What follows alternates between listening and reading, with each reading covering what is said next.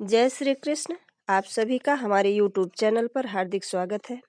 आज की इस वीडियो में हम जानेंगे कि क्यों मनाई जाती है मकर संक्रांति। यह तो सभी जानते हैं कि मकर संक्रांति के दिन से सूर्य उत्तरायण होता है और यह त्यौहार संपूर्ण भारत में भिन्न भिन्न रूप में मनाया जाता है। सभी जगहों पर इस त्यौहार को संपूर्ण अखंड भारत में फसलों के आगमन की खुशी के रूप में मनाया जाता है। खरीफ की फसलें कट चुकी होती हैं और खेतों में रबी की फसलें लहलहा रही होती हैं। खेतों में सरसों के फूल मनमोहक लगते हैं, परंतु इस दिन कई ऐतिहासिक और पौराणिक घटनाएं भी घटी हैं। आइए जानते हैं कि इनकी पौराणिक कथा और कहानी क्या है, क्यों मनाया जाता है मकर संक्रांति का पर्व। हिंदू धर्म शास्त्रों के अनुसार मकर संक्रांति के दिन सूर्य दक्षिणायन से उत्तरायण गति करने लगते हैं। इस दिन से देवताओं का 6 माह का दिन आरंभ होता है, जो आषाढ़ मास तक रहता है। इसी दिन सूर्य अपने पुत्र शनि के घर 1 महीने के लिए जाते हैं, क्योंकि मकर राशि का स्वामी शनि है। दूसरा तथ्य, मकर संक्रांति के दिन ही गंगा जी भगीरथ के पीछे पीछे चलकर कपिल मुनि के आश्रम से होती हुई सागर में जाकर मिली थीं। महाराज भगीरथ ने अपने पूर्वजों के लिए इस दिन तर्पण किया था, इसलिए मकर संक्रांति पर गंगा सागर में मेला लगता है। राजा भगीरथ ने अपने पूर्वजों का गंगा जल अक्षत तिल से श्राद्ध तर्पण किया था। तब से माघ मकर संक्रांति स्नान और मकर संक्रांति श्राद्ध तर्पण की प्रथा आज तक प्रचलित है। कपिल मुनि के आश्रम पर जिस दिन मातु गंगे का पदार्पण हुआ था, वह मकर संक्रांति का दिन था। पावन गंगा जल के स्पर्श मात्र से राजा भगीरथ के पूर्वजों को स्वर्ग की प्राप्ति हुई थी। कपिल मुनि ने वरदान देते हुए कहा था, मातु गंगे त्रिकाल तक जन जन का पाप हरण करेंगी और भक्त जनों की 7 पीढ़ियों को मुक्ति एवं मोक्ष प्रदान करेंगी। गंगा जल का स्पर्श पाप, स्नान और दर्शन सभी पुण्यदायक फल प्रदान करेगा। तीसरा तथ्य है, इस दिन भगवान विष्णु ने असुरों का अंत करके युद्ध समाप्ति की घोषणा की थी। उन्होंने सभी असुरों के सिरों को मंदार पर्वत में दबा दिया था, इसलिए यह दिन बुराइयों और नकारात्मकता को खत्म करने का दिन भी माना जाता है। चौथा तथ्य, महाभारत काल में भीष्म पितामह ने अपनी देह त्यागने के लिए सूर्य के उत्तरायण होने का इंतजार किया था, कारण कि उत्तरायण में देह छोड़ने वाली आत्माएं या तो कुछ काल के लिए देवलोक में चली जाती हैं या पूर्व जन्म के चक्र से उन्हें छुटकारा मिल जाता है।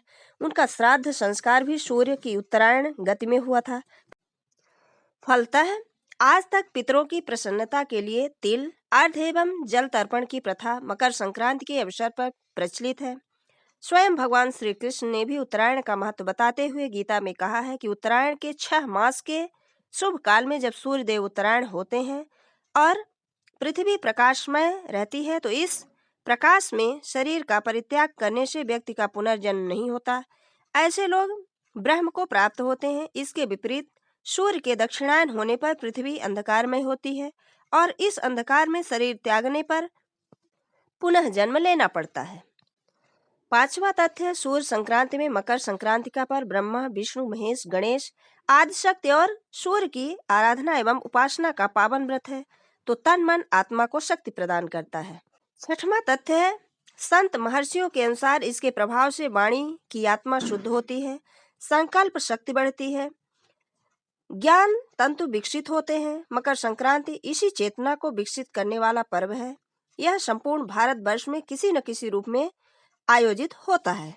7वां तथ्य, विष्णु धर्मसूत्र में कहा गया है कि पितरों की आत्मा की शांति के लिए एवं स्वास्थ्य वर्धन तथा सर्व कल्याण के लिए तिल के 6 प्रयोग पुण्यदायक एवं फलदायक होते हैं। तिल जल में स्नान करना, तिल दान करना, तिल से बना भोजन, जल में तिल अर्पण, तिल से आहुत, तिल का उपटन लगाना इत्यादि। 8वां तथ्य है, सूर्य के उत्तरायण होने के बाद से देवों की ब्रह्म मुहूर्त उपासना का पुण्यकाल प्रारंभ हो जाता है। इस काल को ही परा अपरा विद्या की प्राप्ति का काल कहा जाता है। इसे साधना का सिद्ध काल भी कहा गया है। इस काल में देव प्रतिष्ठा, गृह निर्माण, यज्ञ कर्म आदि पुनीत कर्म किए जाते हैं। मकर संक्रांति के एक दिन पूर्व से ही व्रत उपवास में रहकर योग्य पात्रों को दान देना चाहिए। 9वां तथ्य, रामायण काल से ही भारतीय संस्कृति में दैनिक सूर्य पूजा का प्रचलन चला आ रहा है। राम कथा में मर्यादा पुरुषोत्तम श्री राम द्वारा नित्य सूर्य पूजा का उल्लेख मिलता है। 10वां तथ्य है, सूर्य की 7वीं किरण भारतवर्ष में आध्यात्मिक उन्नति की प्रेरणा देने वाली है।